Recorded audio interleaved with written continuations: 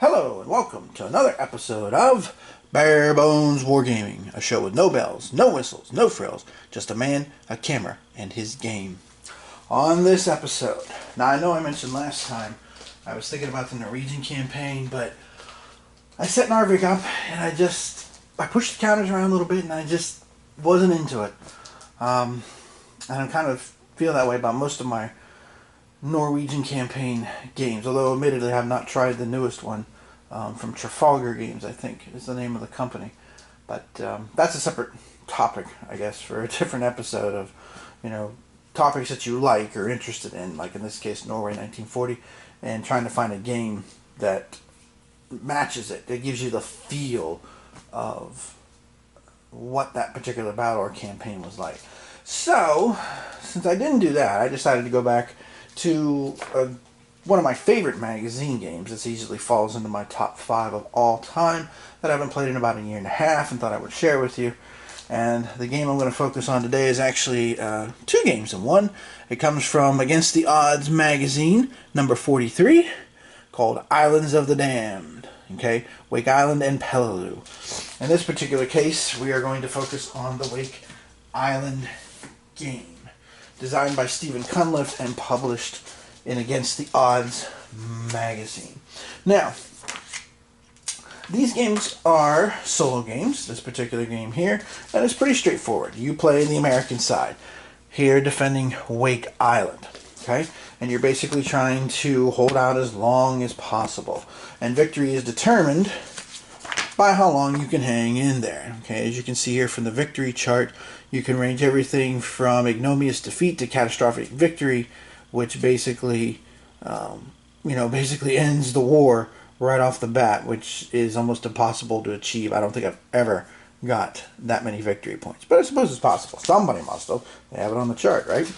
So just real quick, you're going to be here defending Wake Island. There's different parts to the island here. You've got some shore batteries.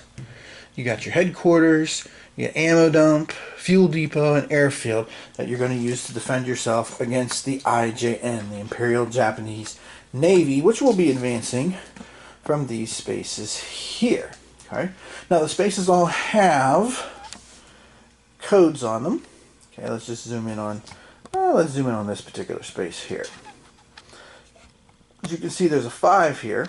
Okay, and there's also a bunch of dice as well too, to tell you where to move units depending on the die roll that you do, and you have a fire number there too. From this distance here, it requires the Japanese to fire to hit. It requires the Japanese to roll a 5 or higher when they attack, and the opposite is also true of the shore batteries from Wake Island. You need to have that number or less. Okay.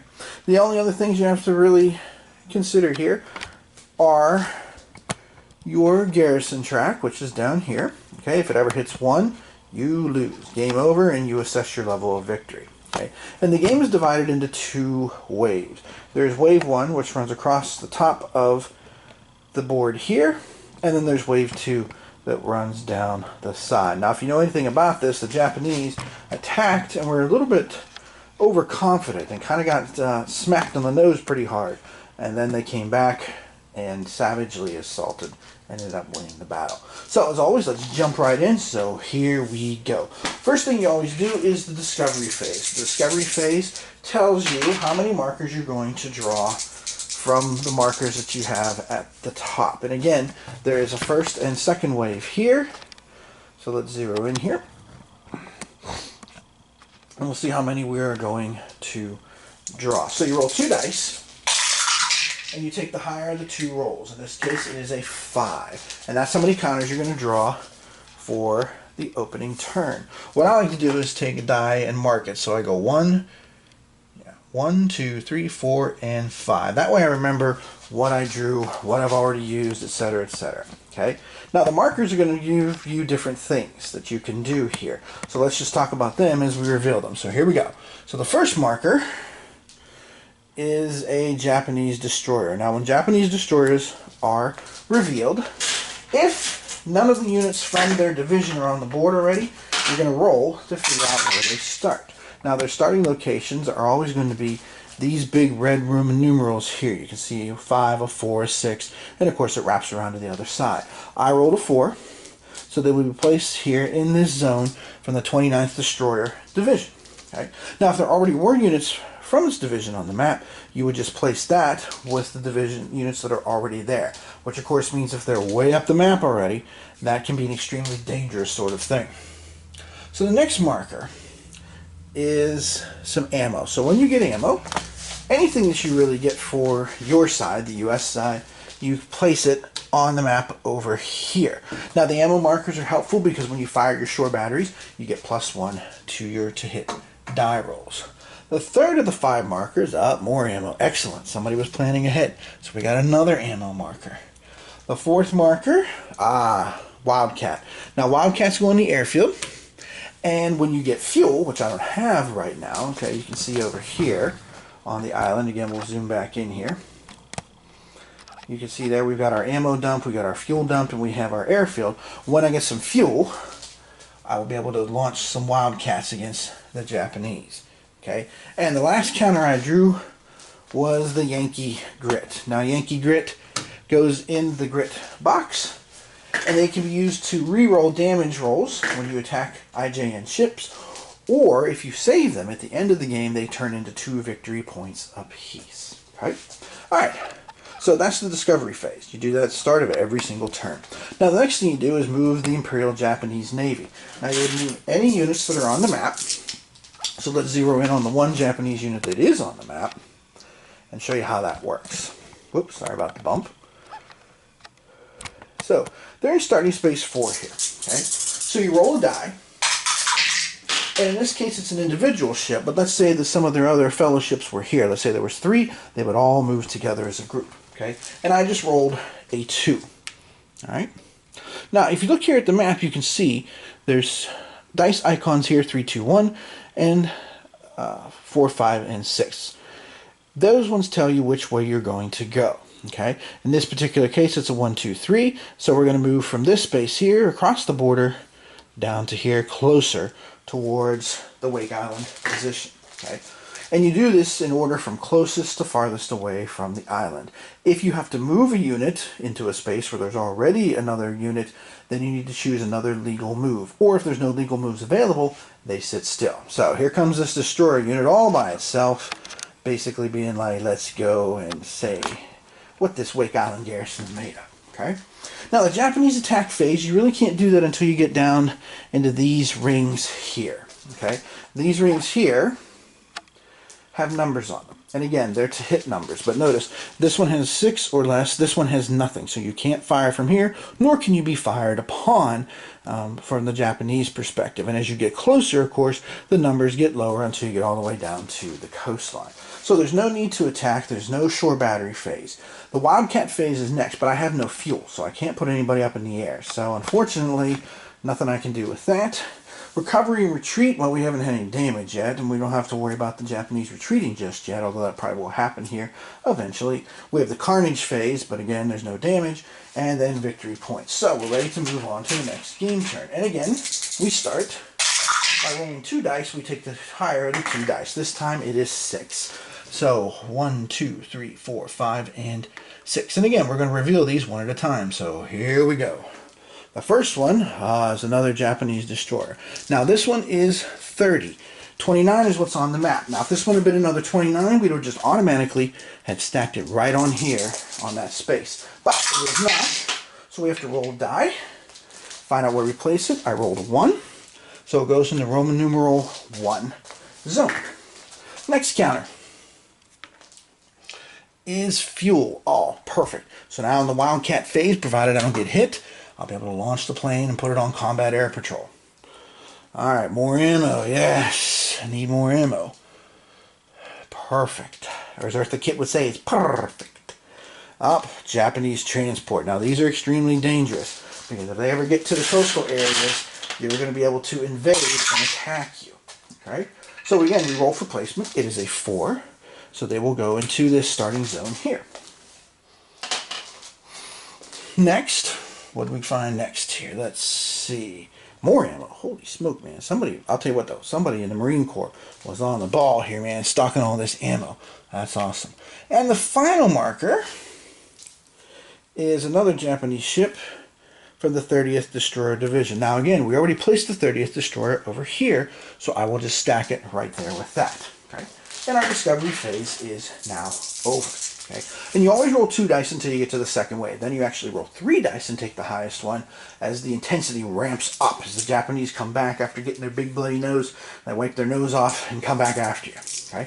Alright, so now we're going to move. So again, we're going to start from closest to farthest away. So here we have this band here is closest, and I just have a tendency to start from the top of the board and work my way down. So the units on the far side of the board, they roll a 4. So 4, 5, 6 is here, so they'll move into this space here. This other Destroyer Division rolls a 5. So they're going to go ahead and move into this space here. And then last but not least, the transports, which are the ones that we really have to worry about, they rolled a 1, 2, 3. They move into this space here. So the Japanese are done moving. Now, Japanese attack phase would be now, but unfortunately, or fortunately, as the case may be, nobody is close enough yet. Again, you have to be in one of these numbered spaces to make that happen. Conversely, there's no shore battery phase. Now, the Wildcat phase, I can do a couple of things. Right now, the only thing I can do is launch these guys. So I fire them up, get them off the ground, and get them on combat air patrol so I can strike at some of these Japanese warships here next turn. Again, recovery and retreat. There's nothing to recover and retreat just yet, and there's no carnage to worry about, so we're ready for the next discovery phase. So here we go. Let's see. 2 dice. Roll a 5 and a 1. So again, 5. So count them off here. 1, 2, 3, 4, and 5. And again, I like to mark it so then I don't have to think, wait, did I already draw 3? Did I draw 2? This is the way I like to do it. This is another reason I advocate, especially as a solo gamer, you should have boatloads of dice. Because it makes it so much easier. You can use the dice to mark things and identify things, and I just like it a lot that way. Alright, look at this. A wildcat did growl. Whoa, that's a little bit ahead, about 20 years ahead of time there. 2 riders were approaching. Which, by the way, I'm not big on remakes, just as a side note, but this is one case where the remake is much better than the original. Jimi Hendrix's version kills Bob Dylan's version, in my humble opinion. Next, got some fuel, which is awesome. So then I'll be able to launch the plane off the airfield. Cool. Got some more Yankee grit, the Yonkers. Every time I say it that way, I think of the Bugs Bunny cartoon with him in Yosemite saying, "Sir, the Yankees are in Chattanooga." The first Yankee that steps out of the dugout is a dead man. Yeah. Up. Transport division again. So let's see. It is 42nd transport. 42nd transport's already on the board. So again, boom. We just place it right with it. So notice those guys are ready to roll. And last but not least, hey, some more fuel. Fuel is always good. Alright. Time for the Japanese to move. So here comes the IJN. So we start farthest away. Or closest and to the top is what I kind of meant by that. So a 1. 1, 2, 3, they slide into this space here. Notice they've entered this zone here with a 6. They're going to be able to open fire here in just a minute. The other Destroyer Division also rolled a 1. So they're also going to slide into firing position. And the transport that they are escorting also rolled a 1. That's a lot of 1s, man. I hope they roll that low here in a second, because on the to-hit numbers, it's that number or higher, equal to or higher, that causes damage. Alright, Japanese attack phase. So let's zero in here. And let's see how that works. Now, again, every space, when you get close enough to the island, every space has a number on it. In this particular case, you can see the number value is a 6. So you roll for every single ship that's there, and you roll the number of dice equal to its attack value. In this particular case, it's 3. So we roll 3 dice, and we're trying to hit a 6.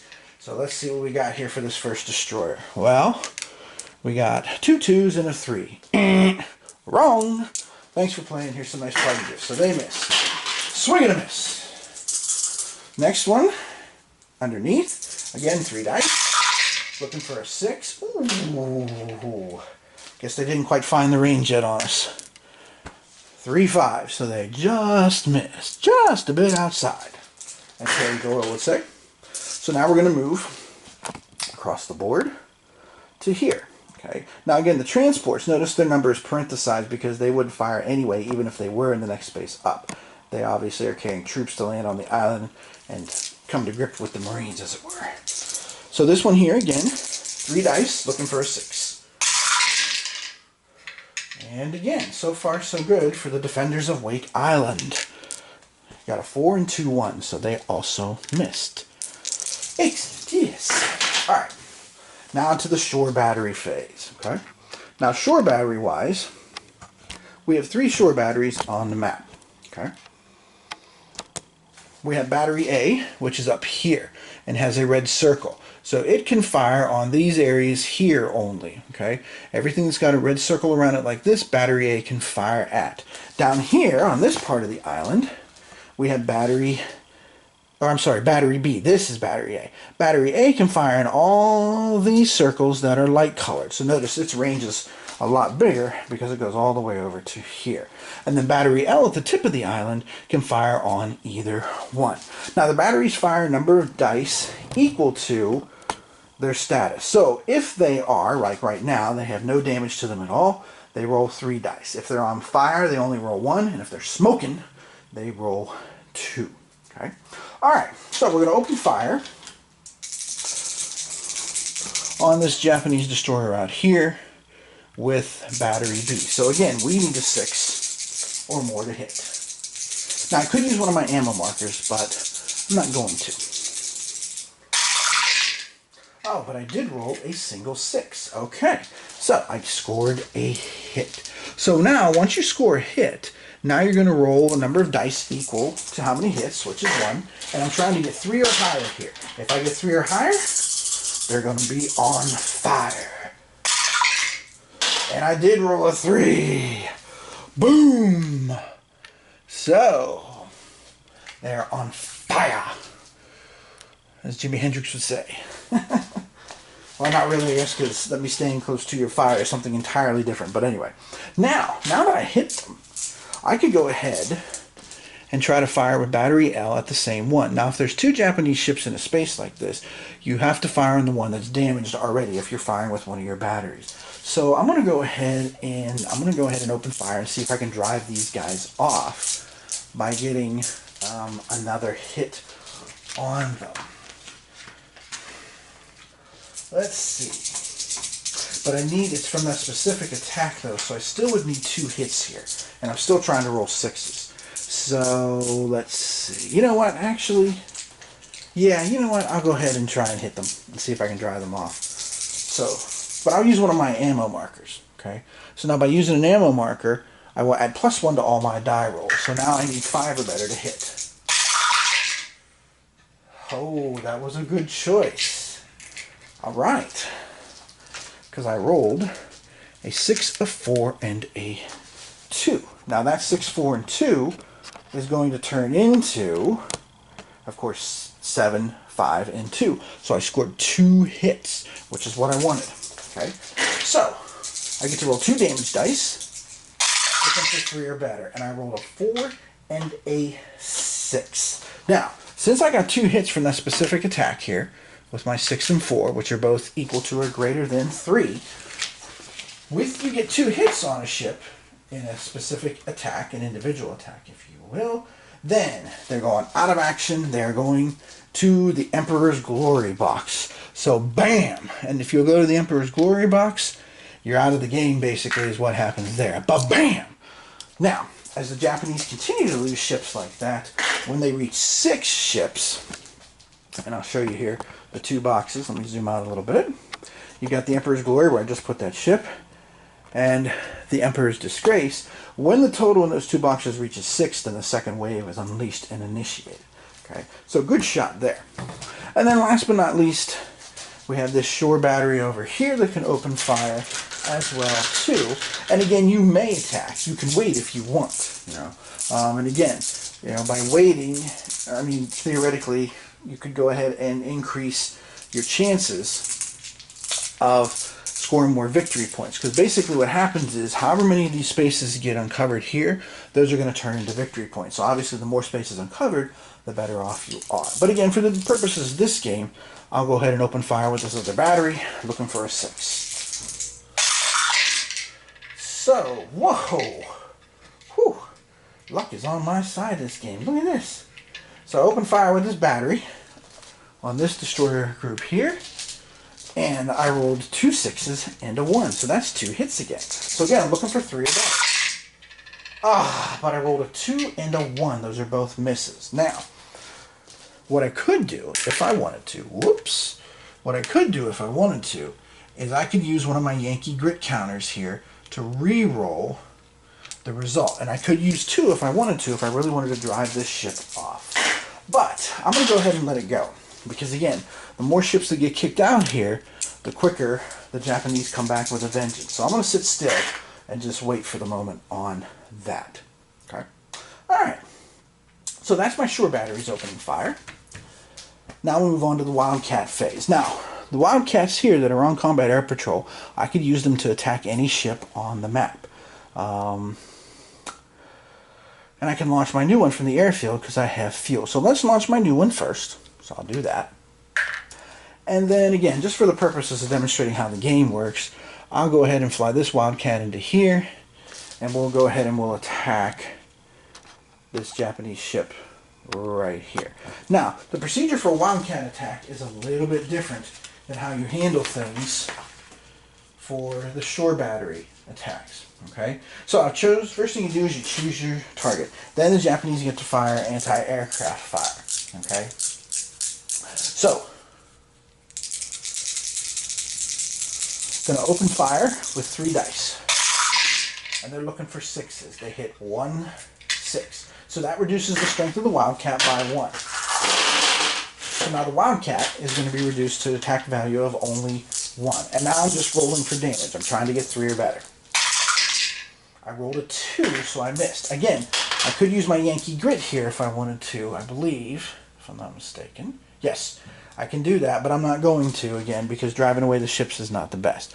Now, the Wildcat will go back to the airfield after the attack is finished, and then we go ahead and we move on from there. So, I did get an attack launched, and of course I also now have another Wildcat up in the air, patrolling around town, as it were. Okay? Alright, so now we're to the recovery and retreat phase. So with recovery, okay, ships basically that the first and second invasion attempts are different. In the first invasion attempt, okay, if there's any Japanese ships that are on fire that have taken damage, they would be sent basically off to the Emperor's disgrace box. And of course then they would be coming back after kind of, again, getting their ears boxed, if you will, so to speak. Okay. Alright. The Carnage phase. During the Carnage phase, basically you're looking to see how many Japanese ships are in the Glory and Disgrace box. And again, if it's 6 or more, we move on to the second phase. It is not, so we're ready for the next. Alright, so again, Discovery phase is where we start.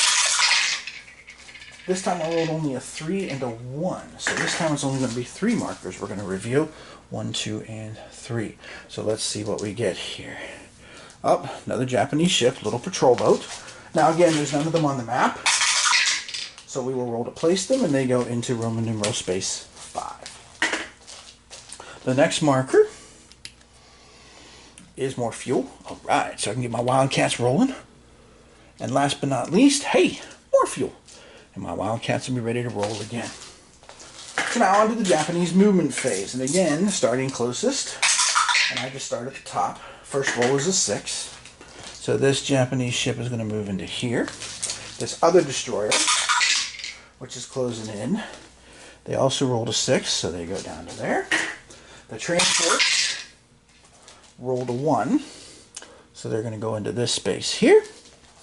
And last but not least, the patrol boats rolled a 2, and they actually, and let me just show you here, because this is the first time we've come across this in this playthrough, they actually are going to go sideways. If you look here at this space, notice there's dice on the edge here, and when you see that, you actually move sideways to come across over to there.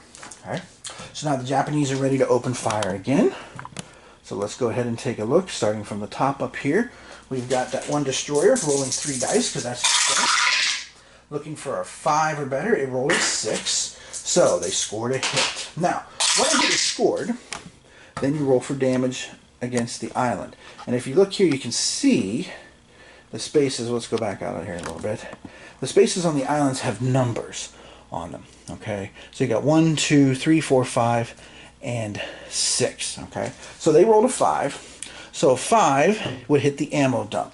Now, when the ammo dump is hit, or other places like the fuel depot and stuff, you can discard, well, you must discard a unit that's there. Let me backtrack. You don't have to.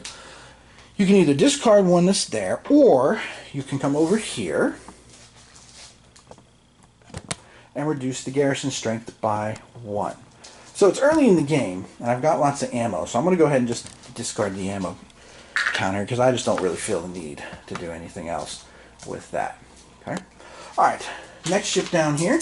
Again, 3 dice. Again, 5 or less. And again, we got 1 hit on the island.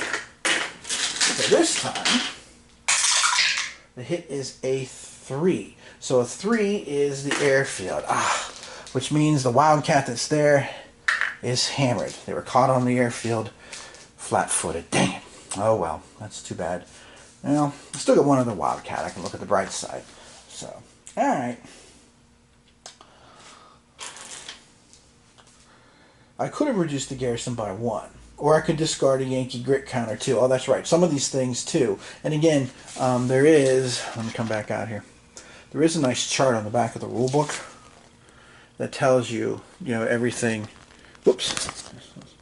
That, your choices are here. So again, we hit the airfield, wildcat, I can eliminate it, or reduce the garrison by 1, or discard a Yankee grit. But if there are no planes, then reduce the garrison by 1. So you know what? Actually, I'm going to hang on to my plane. And I'm going to reduce the garrison by 1. So I'm going to come over here and drop it down to 19 altogether. Okay. So now my shore batteries will get to open fire at this point, just like they've been doing before. So battery B, we'll have to pick somebody that's in a red circle. And again, you don't have to, but I'm going to, especially for the purposes of this video. So I'm rolling 3 dice, because no damage. And I rolled a 3 and a couple of 2s, so that's no good there.